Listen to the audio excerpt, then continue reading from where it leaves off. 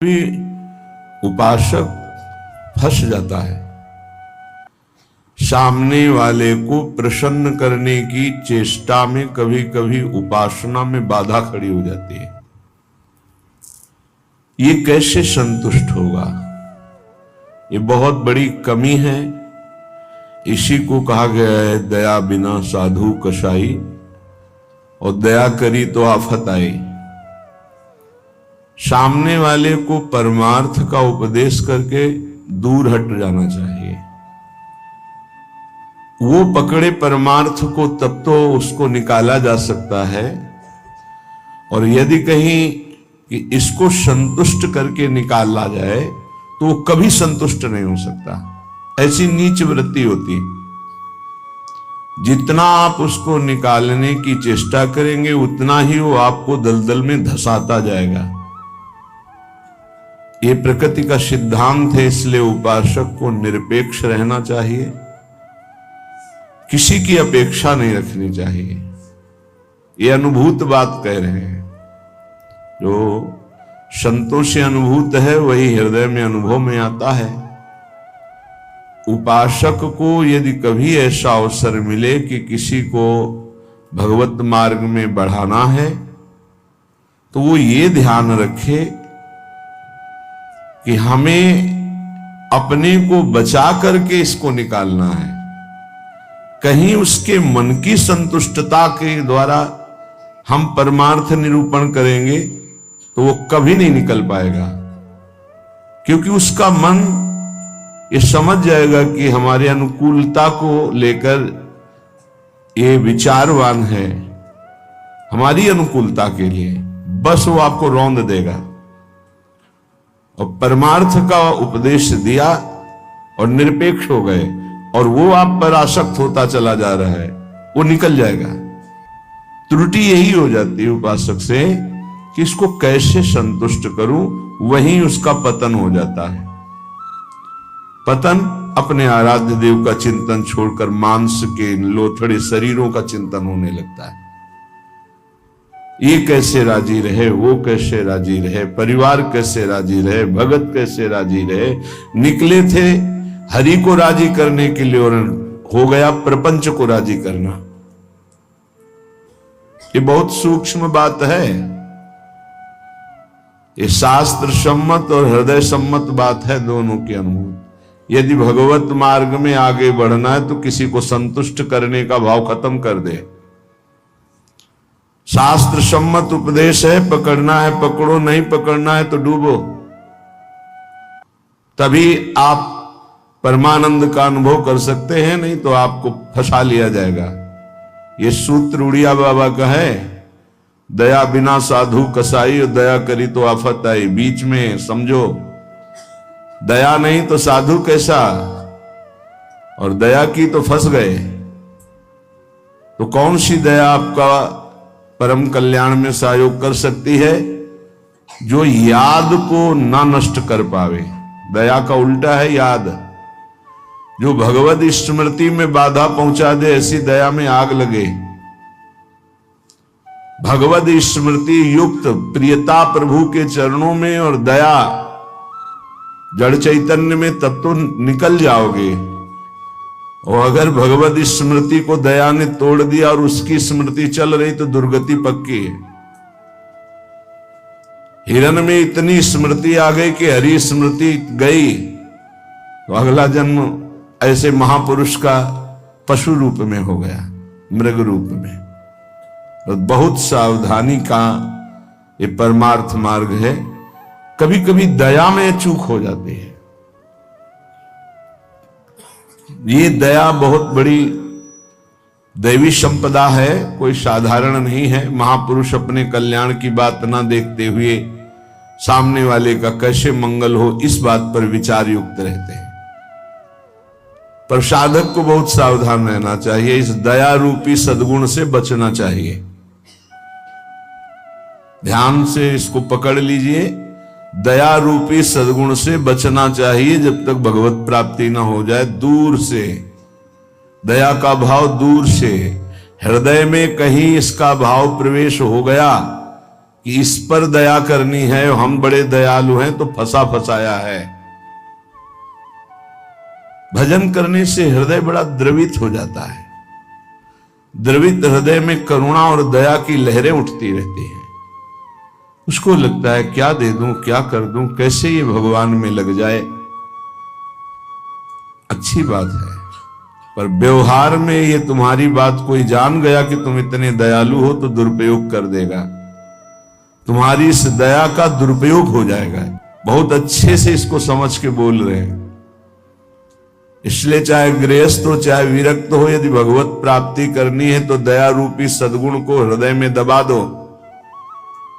बाहर से निरपेक्ष और उदासीन रहो। जब कभी भगवान ऐसी सामर्थ्य दे तो निरपेक्ष होकर के उससे कोई आसक्ति न रखते हुए उपदेश कर दिया और दूरी बनाए। नजदीकी बनाया तो फंसे, ये ऐसे है प्रपंची। नजदीकी बनाया तो फंसे, और फंसे तो तुम्हारी निंदा ये करेंगे, तुम्हारे ही विपरीत चलेंगे। बहुत सावधान। जैसे डूबने वाले को बचाने वाला जाए और चतुर तैराक ना हो, चतुर इसलिए कि अपने को बचा ले, तैराक इसलिए कि उसको भी निकाल ले, तो डूबने वाला पहला काम करता है बचाने वाले को डुबोता है और ऊपर उठ के सांस लेना चाहता है। बस ऐसे ही भव समुद्र में, प्रपंच में कामी क्रोधी लोभी ऐसे जो जन डूबे हुए हैं, साधु का कर्तव्य है उनको निकालना, पर परम प्रवीणता पूर्वक अपने को बचाते हुए, नहीं तो पक्का डूब जाएगा। पक्का अनुभव की बात है। संतों की जो बातें होती है छाती की बातें होती, पढ़ी लिखी बातों में उतना प्रभाव नहीं पड़ता जितना हृदय की अनुभूत बातों पर पड़ता है। फिर अनुभव होगा कि बड़ा इष्ट कठोर है, वो हमारी रक्षा नहीं की, हमको बचाया नहीं, हम संकट में फंस गए। तो इष्ट शास्त्रों में संतों के रूप में, गुरुदेव के रूप में उपदेश करते हैं। निरपेक्षम मुनिम शांतम निर्वैरम समदर्शनम। कहां यहां ऐसा लिखा है कि तुम ऐसी दया करो कि उसी का चिंतन करने लगो, उसी के गले लग जाओ, उसी को अपना मान लो? कहां लिखा है? निरपेक्षम, किसी की अपेक्षा नहीं। हम उपदेश कर रहे हैं, उसको पकड़ो तो आओ, जैसे हम चाहें वैसे चलो तो आओ, नहीं तो जाओ। भगवान का ही सब बनाया हुआ खेल है, भोगो खेलो, नरक जाओ स्वर्ग जाओ, तुम्हारी रुचि। अगर मुक्त होना चाहते हो तो आज्ञा का पालन करो, निरपेक्ष रहे। निरपेक्षम मुनिम, मननशील, एक क्षण भी अपने प्रभु को न का सूत्र है। यदि आप निरपेक्ष रहे तो आपकी चरण धूल माथे पे चढ़ाएगा और आपकी आज्ञा का पालन करेगा। और यदि आपने दुलार कर दिया, उसको अपेक्षा कि ये भगवान को प्राप्त हो, ऐसी चेष्टा करके दुलार कर दिया, तो वो तुम्हारी बात को रौंद देगा। सामने वाला यदि अपना परिवर्तन नहीं चाहता तो पूरा जीवन संग दे दो तो भी उसका परिवर्तन नहीं होने वाला। अगर परिवर्तन चाहता है तो दूर से एक शब्द सुनकर उसका परिवर्तन हो जाएगा। साधु बहुत सावधान। बड़े बड़े जो संत अनुभव करके बोल गए हैं वो अपने अनुभव से बोल रहे हैं, अपने हृदय की बात बोल रहे हैं। आप पकड़ लोगे तो आपका चिंतन नहीं बर्बाद होगा, वो अनुभूत बात आपको माया से बचा लेगी। सदैव अपने इष्ट देव के विचार में रहना चाहिए। भूल ये हो जाती है कि हम उसे प्रभु न मानकर उसका कल्याण करने का ठेका ले लेते हैं, हम इसका उद्धार कर सकते हैं। भूल हो गई। हमारे प्रभु आए शिष्य का रोल करते हुए, स्वांग करते हुए, तो स्वांग मात्र करना गुरु का असली बात नहीं है। गुरु शिष्य एक ही परमात्मा तत्व विराजमान है, असली बात है। ये भूल हो जाती है। कैसे ये संभले, कैसे ये दुखों से निवृत्त हो, कैसे भगवान को प्राप्त हो। थोड़ा बस उसके अनुकूल हो गए, वो तुम्हारी हर बात रौंद देगा, तुम्हें सेवक बना देगा, अपना गुलाम बना देगा। मान लेना हमारी बात, दिमाग में लिख लेना। एक साधारण विषयी आदमी तुम्हें अपना गुलाम बना सकता है। कैसे? उसकी अनुकूलता को यदि तुमने परोसा, बस वो तुम्हारी आज्ञा का उल्लंघन कर देगा। ऐसे सात्विक जन बहुत कम होते हैं जो ये बात सोचे कि ये किसी की तरफ देखते नहीं, किसी से बोलते नहीं। इन्होंने हमारी तरफ देखा, हमसे बोले, बात किया, अहो भाग्य। यह हम अपने अनुभव की बात और संतों के अनुभव की बात करते हैं जो माया मुक्त हैं। किसी को उपदेश देकर निरपेक्ष हो जाना, यही उसके कल्याण का स्वरूप है। उसको दुलार करना अपने और उसके दोनों के पतन का रास्ता है पक्का। संसार में कहीं कोई भी यदि भगवत मार्ग में चलना चाहता है तो शब्द पकड़कर निकल जाएगा माया से। और अगर गुरुजनों के, महापुरुषों के वचनों को नहीं माना तो हम लौट जाएं उसके चरणों में, वो हमारे ऊपर से खेले, तो भी वो कल्याण को प्राप्त नहीं हो सकता, क्योंकि वो वचन का पालन नहीं कर रहा। गुरुजनों का उदास रहना हमारे लिए अत्यंत आवश्यक है, क्योंकि जब वो उदासीन होकर तिरछी चितवन से देखते हैं तो हृदय थर्रा जाता है और धर्म पूर्वक चलता है। और जब गुरुदेव मुस्कुरा देते हैं तो उसका उल्टा फल होता है, हमें गर्व हो जाता है और हम उनकी आज्ञा का उल्लंघन कर देते हैं। ये संसार सद्गुरु स्वरूप है, ये पूरे जीवन शिक्षा देता रहता है। इसलिए हम बैरागी, भगवत मार्ग के अनुरागी या गृहस्थ में जो वैष्णवजन हैं, उनको ये जो दूसरों को उपदेश देना, दूसरों के कल्याण का ठेकेदार बन जाना, ये बहुत ही घातक खेल है। प्रवचन करना, उपदेश करना, दूसरों के मन को संतुष्ट करना, ये बहुत ही घातक खेल है भगवत प्राप्ति में।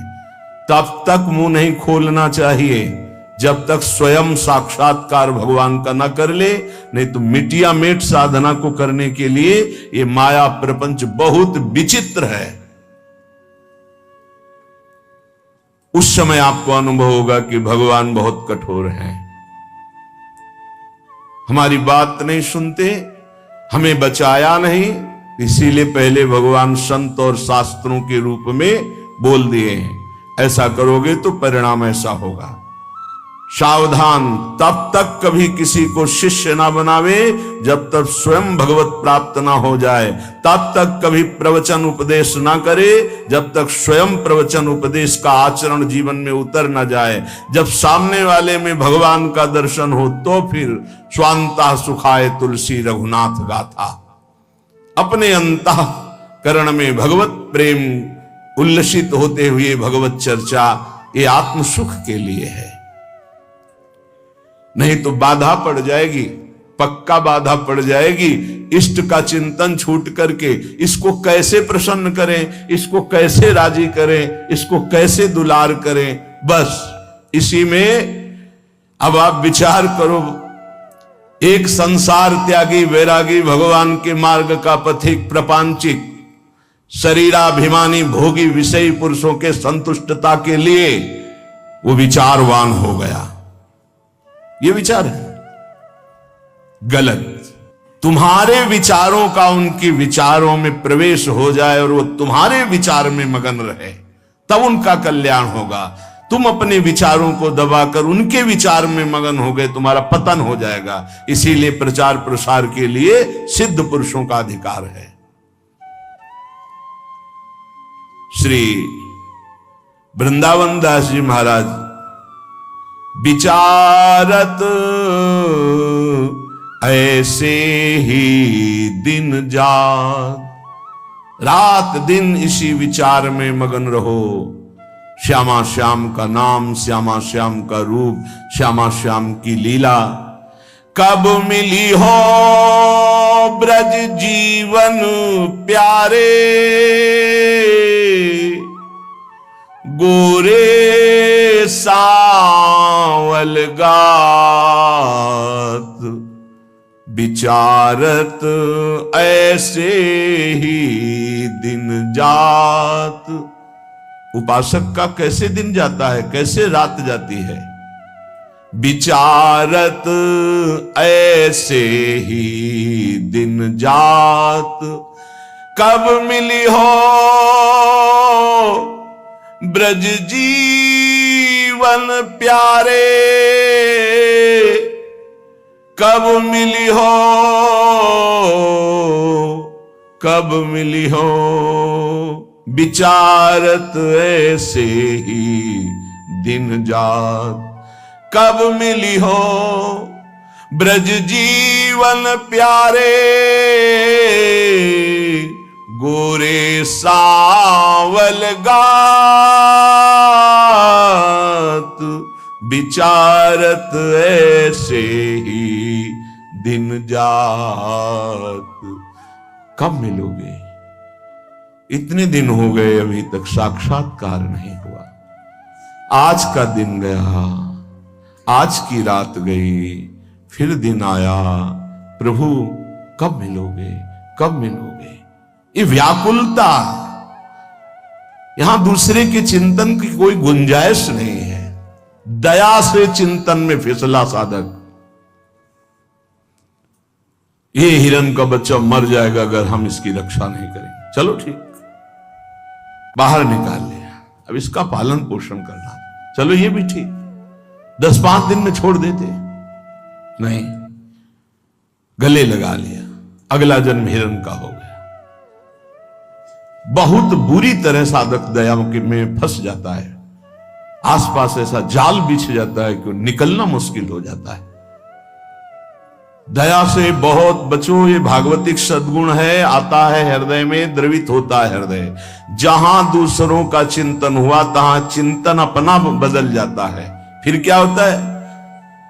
कहिबे में नियरे से लागत, सपन्यों नहीं दर्शात, अब कछु निठुर भय या जुग में, ताते मन पछतात, विचारत ऐसे ही दिन जात। वो बातें तो प्रभु की करता है, लेकिन ऐसा अनुभव में नहीं है। बहुत दूर प्रभु होते हैं। कहिबे में नियरे से लागत, सपन्यों नहीं दर्शात। स्वप्न में भी प्रभु नहीं आते। क्यों? गजब की बात है, साधक जीवन भर चिंतन को संभालता रहता है। दूसरे पर दया करके वो अपने कीमती चिंतन को दे दिया है, वो समझ नहीं पाता क्या हमारे से इनको मिल रहा है। इन्होंने अमोघ चिंतन छोड़ करके मुझे अपना लिया, मेरा चिंतन करते हैं, मेरे दोषों को मेरे सामने रखते हैं, मेरे को अपना मानते हैं, इसलिए प्राण न्यौछावर हो जाने चाहिए। लेकिन नहीं, वो प्राण ले लेगा उसके, अगर ऐसी गलती की कोई उपासक। निज अनुभव कहो खगेसा, वो तुम्हारे प्राण ले लेगा, वो तुम्हारी जीवन भर की चिंतन वृत्ति को रौंद देगा यदि तुमने दया कर दिया। इस बात को समझ लेना। संतों का संग क्यों सुना जाता है? शास्त्रों में वही सब लिखा है। उसको अपने अनुभव से डुबो कर बोलते हैं। कहिबे में नियरे से लागत, सपने हूं नहीं दर्शात। अब करो प्रवचन। हृदय में आश्रय दूसरे का, चिंतन दूसरे का, संबंध दूसरे का, तो स्वप्न में भी आपके आराध्य देव नहीं झलकेंगे। फिर क्या हृदय कहेगा? अब कछु निठुर भय या जुग में, ताते मन पछतात। अब भगवान में नहीं सुनते, बहुत कठोर हो गए। हमें लगता है इस युग में, पहले बहुत जल्दी कृपा करते थे। हम आपको बताते हैं कलयुग में सबसे जल्दी भगवान प्रसन्न होते हैं। ठाकुर जी को जब यशोदा मैया रस्सी से बांधती हैं तो रास लीला में दर्शन करवाते हैं कि मैया ने कसम धरवानी शुरू की कि बंध जा लाला, हर रस्सी 2 अंगुल छोटी। तो उनको पता है भगत बहुत प्यारे हैं, पहले तो बड़ी कसम खवाई निज भगवान के स्वरूपों की, नहीं बंधे। फिर सतयुग के भक्तों की, फिर त्रेता के, फिर द्वापर की, जो ही कहा कि तुम्हें कलयुग के भक्तों की शपथ से बन गए। क्यों? कलयुग में बहुत कम भक्त होते हैं। विशुद्ध भक्त भगवान की, हाँ, वृष्टि शारदी कहूं कहूं हुई। जैसे शारदीय वृष्टि कहीं कहीं होती है। ऐसी भगवान की भक्ति, विशुद्ध भक्ति, विशुद्ध भक्ति में मिलावट, नाटक, दंभ, पाखंड, दिखावा, ये सब नहीं, केवल एक प्रभु से अपनापन, बहुत कम, तत्काल बन गए भगवान। कलयुग के भक्तों की जीव शपथ दी भगवान, ऐसा रासलीला में दर्शन कराते। कलयुग में बहुत जल्दी भगवान का साक्षात्कार होता है, पर बड़ा कठिन है अपने मन को समेटकर प्रभु में लगाना। करुणा निधि के ही भांति कहावो, सुनत नहीं सकुचात। एक बात मान लेना, हमारे प्रभु तक आवाज उसी की पहुंचती जिसका केवल प्रभु से संबंध है। अगर दूसरा कोई है तो आवाज नहीं पहुंचेगी, तुम्हारे हृदय में ही बैठेंगे, नहीं सुनेंगे। आवाज पहुंचती है जब केवल प्रभु रहते। जैसे द्रौपदी जी, जब तक कोई और था, अपना बल था, तो आवाज नहीं निकली। क्या द्रौपदी जी के हृदय में भगवान का चिंतन नहीं होता क्या? महाभारत में लिखा है, जो ही दुशासन आया तो भगवान का चिंतन चल रहा था, क्योंकि महाभागवत कोई ऐसा नहीं कि श्री कृष्ण का विस्मरण था, लेकिन बल था पांडवों का, बल था औरों का, पुकार नहीं हुई, पुकार नहीं हुई। महाभारत प्रसंग में पढ़ के देख लेना, जो ही दुशासन गया उस समय द्वारिकाधीश भगवान के चिंतन में बैठी थी, क्योंकि रजस्वला थी। बल था कि ये सभा में ले जाएगा, 5 पति हैं, भीष्मादि महापुरुष, आश्रय अन्य होने के कारण वो केवल अंदर चिंतन चल रहा था, पुकार नहीं हुई थी। बहुत सावधानी से समझने का विषय। जब सब बल छूट गया तब उन्हीं का जो हृदय में चिंतन हो रहा था, जो ही पुकार हुआ तो चमत्कार हो गया, वस्त्रावतार भगवान का हो गया। इसलिए करुणानिधि हैं, पर वो सुनेंगे नहीं जब तक आपका कोई और है। ये बहुत जल्दी फोन नंबर लग जाता है हमारे ठाकुर जी से। नंबर है एक, बस एक। मेरे तो गिरधर गोपाल, दूसरों न कोई। बात कर लो, सब डिलीट करो। सबकी ममता ताग बटोरी, मम पद मन ही बांध बर डोरी। कनेक्शन, जय जय, तुरंत उत्तर मिलेगा। हाँ बोलो, आपने कनेक्शन है नहीं फैला। कनेक्शन तो जननी जनक बंधु सुत दारा, तन धन धाम श्रोत परिवारा। तो इनसे बात करो, हरि से कैसे होगी? हरि से बात करने के लिए एक ठसक हमारे माई श्यामाजू को राज, एकमात्र प्रियाजू से अपनापन। तो अभी बात कर लो। लेकिन धिक्कार है हमारे मन को, हमारी इंद्रियों को, हमारी बुद्धि को बड़े परमार्थ के बहाने से चुराती माया। माया कोई विपक्ष बन के थोड़ी आती है, नहीं तो साधक विपक्ष को पहचान के फौरन अपने को बचा ले, वो भी चतुर खिलाड़ी है। पक्ष बन के आती है, हम इसका कल्याण कर देंगे, ये हमारी सेवा में है, ये इसका मंगल होना चाहिए। मार देगी। विपक्ष सेवा के बहाने से घुसता है और फिर मार देता है। ये बात ध्यान रखना, पकड़ लो हमारी बात को।